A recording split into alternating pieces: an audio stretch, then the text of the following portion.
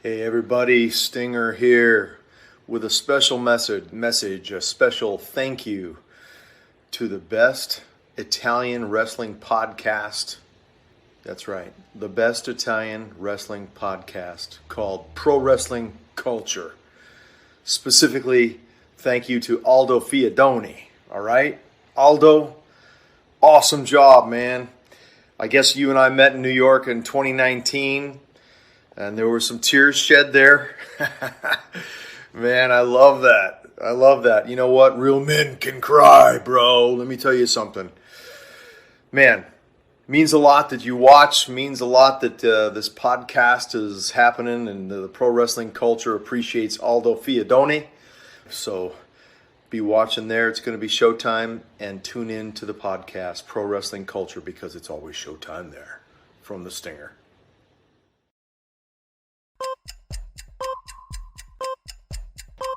Questo programma non è soggetto a infezioni.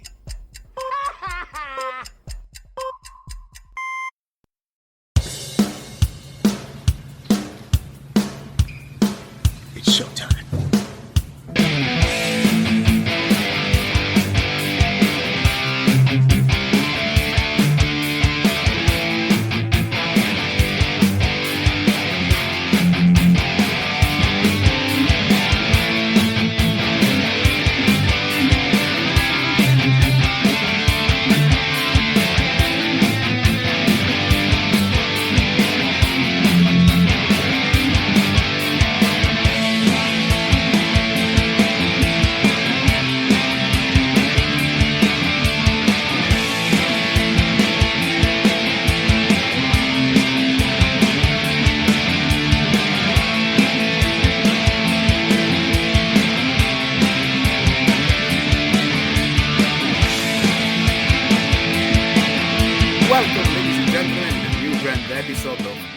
Culture, a podcast available on World Wrestling, Open Wrestling TV, and Radio Libera Tutti. Here, the real Messiah, Aldo Fiadone, and the Professor, Matteo Pagliarella, with the special guest of the evening, the commentator of NWA, National Wrestling Alliance, ladies and gentlemen, Joe Galli.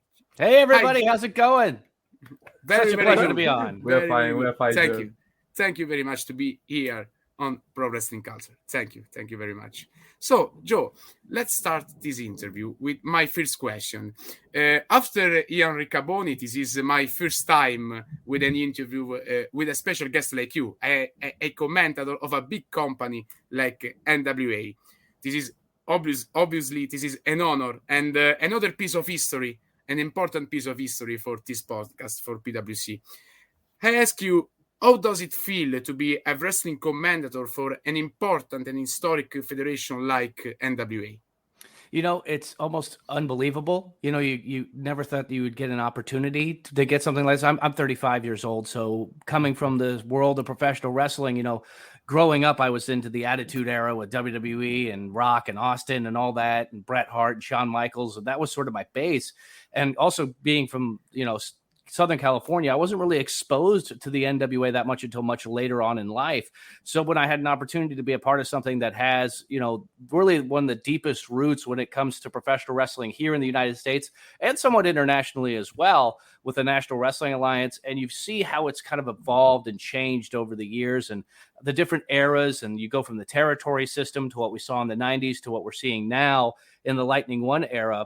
It's been this progression of pro wrestling, but the thing that I like about it is the style that we have that makes us so different.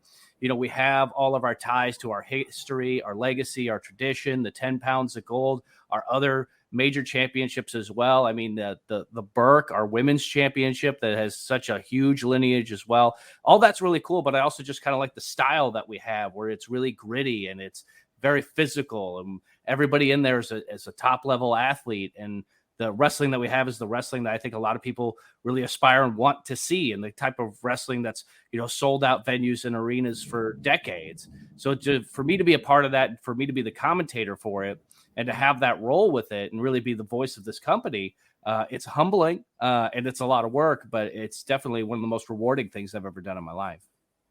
So you said the progression of professional wrestling, and do you like the professional wrestling right now outside the NWA? Absolutely. And that's the great thing. It's like, imagine there was only one flavor of gelato, Okay. I'm sure even if it's your favorite, I love pistachio. There's only, but you could only have pistachio gelato so much. And so you got to have these different flavors out there that are just different flavors of essentially the same thing. And, for people who like the AEW style, and I have lots of friends that work over with AEW and ROH right now, and I love that they're there and they're getting paid, they're making television and they're selling out arenas, and that's great. And I also have a lot of people that I'm very close with in the WWE system right now and what they're doing. And we saw it recently with SummerSlam. They sold out that huge football stadium, and, you're getting all these really great people out there that get these opportunities. And yeah, I'm a fan, and I'll watch all the other things that are happening out there, and the big pay-per-views that are happening, and catch Dynamite and Raw and on replays and stuff like that. So I think that's the best part about being a good commentator is you have to be a fan first. And I think you see that sometimes with other promotions out there that maybe they take somebody from another world that maybe is a casual fan of the business or of the sport. And maybe it's not at the same level because the level of passion really needs to be there. Could you imagine if you took somebody like myself, coming from good old United States of America? My version of football is a little different than your version of football. Yes, so if I would, yes, if I would to go, Absolutely. and sit in the commentator booth for one of your favorite football teams, I'd be pretty embarrassingly bad. Even if I kind of just started to get into football and I watched it for, 3 or 4 weeks and tried to get myself acclimated to it, I probably wouldn't be doing as good of a job as somebody who's been passionate about it since they were a child. So it's the same thing when it comes to pro wrestling as well. And I think that that's what makes us so successful at the NWA is you not only have me there, but you also have Velvet Sky, who's been a world champion several times over. You have Tim Storm, who's been a world champion several times over. You've got Kyle Davis, who's doing interviews, and he was doing broadcasts way back at ROH before it was even owned by Sinclair. We've got Mae Valentine, who's really grown. She's an international journalist. She's written for Rolling Stone. She's got published books in Brazil that have gone to best-selling. And so we've got all these incredible voices that are there, and that's what makes us so special and so different. Absolutely. Perfect answer. And about ROH and AEW, the NWA had a partnership with these two companies years ago. And do you think it's possible to live together again with these two, or with Impact or MLW? If it's possible to live together in this historical period for professional wrestling? I think that that's a great question. And what we're really seeing is we're actually still in a lot of conversations with these people as well. I'm sure that there isn't a month that goes by where there isn't some sort of communication between Billy Corgan and Tony Khan or the folks over at Impact, Scott D'Amore, folks like that. And you could see that, in the talent that we have. We have a lot of talent that kind of fits in a lot of these different platforms. OGK is a good example. And I know that they're gunning and they want to get their hands on the NWA World Tag Team Championships, but they're also over at Impact. And we have those relationships, we have those partnerships, but at the same time, with the NWA, it's great to have those and everybody could come and we can all, come together as a community of pro wrestling. And I think that those moments are very special. Where you see, the Forbidden Door pay-per-view, and you've got, New Japan and all these other things coming together. Those are great. It's smaller doses. And I think that that's what makes them special. If you see it all the time, it's not special anymore. So when we're in the NWA and we're doing our weekly episodes of Power and NWA USA and our major pay-per-views like the 73, Hard Times, and even the Crockett Cup, we want to try to focus our incredible talent roster because we do have a very deep talent roster. It's so deep that we've had to add the United States Tag Team Championships to the list, and that's going to be crowned at NWA 74. And we just announced that we're starting for the first time ever a women's television championship. And I think that's because our women's roster is so deep and we have so many athletes out there that are all competing, and you can only have one main event match for the Burke, which, it's being held on with a huge iron fist by Camille. We need to be able to make sure that these other women are recognized for their talent, what we're seeing from them, and be able to show the world that we have so many women that are of championship caliber, that we deserve to have that championship and have it defended in the same way that we have our men's television. So there's going to be a time limit. So they're going to have to defend that championship multiple times in order to get a shot for the Burke. Like, so there's going to be very different, interesting stipulations with that championship that'll make it different, but also ensure that people, our wrestlers that are there, they get an opportunity to have their name in history and be part of something that'll be the start of something that I hope, 100 years from now, 200 years from now, there are still athletes that are fighting for that NWA Women's Television Championship, but it all has to start now with us. And for the women's division, you have people like Taryn Terrell, a legend of this business, and another great talent like Taya Valkyrie, a great division. But how important is working with people like Billy Corgan? Well, without Billy Corgan, there is no NWA right now. I mean, that's first and foremost. He is the head of the table, as some people like to say in other businesses. I mean, so yes. Without him, it doesn't exist, to be quite honest with you. That's what I like to tell people. It's like, so what happens without Billy? Well, if Billy gets abducted by aliens today, I don't know who's going to be giving me a paycheck, so I don't know where this company is going to go.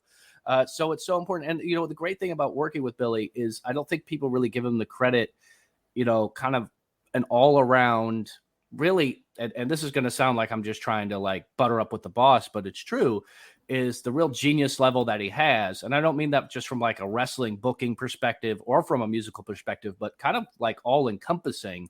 If you take a look at everything that he's been able to accomplish the time that he's been on this planet, recording over 700 songs and publishing those and being able to play them instantly and to be able to know all of this incredible history from, the NWA, way back at super old territory days in the 50s and 60s, and just having that amount of recall and being able to see how trends are developing in the future and how to develop the business model that we have with the NWA, which has led us to be successful. I mean, we took a major hit during COVID, which everybody did, but we survived it. And now we're at a place that I feel like we were just pre-COVID, and we're really making moves, and you're going to see a lot of exciting stuff, especially in 2023 coming forward, where I think a lot of fans are going to be really happy that they're going to have more options for us to be able to come and see us for live events. We're going to be going to new towns. We're going to be putting out a lot more content out there for fans, and that's what's so exciting. And none of that happens without Billy Corgan. And for the future of the company, August is a very important month because NWA 74 and NWA Empower are the next pay-per-views. And last year, these two evenings were a great success, in particular for Empower. I remember that with the Mickey James in the backstage, House Hong Kong, Gail Kim, Chelsea Green, etc. Are you ready to reply something like that? Well, I think what we have this year is actually bigger and better. And we've gotten a lot of questions from folks about why we haven't branded night one as an Empower pay-per-view. It's because our women's division has grown so much and evolved so much to the fact that we have now the tag team titles. We're going to have the television title. We still have to have the Burke Invitational. There's so much women's wrestling, we can't fit it onto one night without adding time to that night. So we have to spread it out over both nights. So a lot of our women's matches will be empowered matches on NWA 74. We want to make sure that, women's wrestling has evolved so much recently, not just with the NWA, but really across the board. And you could see that. And I think what people are going to see right now coming forward is night one of NWA 74, the main event match is Camille defending the championship. That's the main event of our pay-per-view. What did you see for the main event of SummerSlam? Well, you saw the men. What did you see the main event for AEW? Well, it's this guy. It's these guys. It's always the guys. So we're putting our women in that top spot night one because they deserve that spot. They've earned that spot. And I think if you take all that aside, if you just do it, and let's say you're not a fan of women's wrestling, which some people aren't, as far as a business decision goes, it's the right call for the business, because that's what people want to see. That's what's selling tickets right now. That's what's getting buzz on social media. That's what people want to talk about. They want to talk about how women are being empowered. They want to talk about these women being incredible athletes. They want to see them in that main event spot. It would be foolish of us not to be able to put them in that main event spot there, and then also have it spread over those 2 nights. That's what's going to give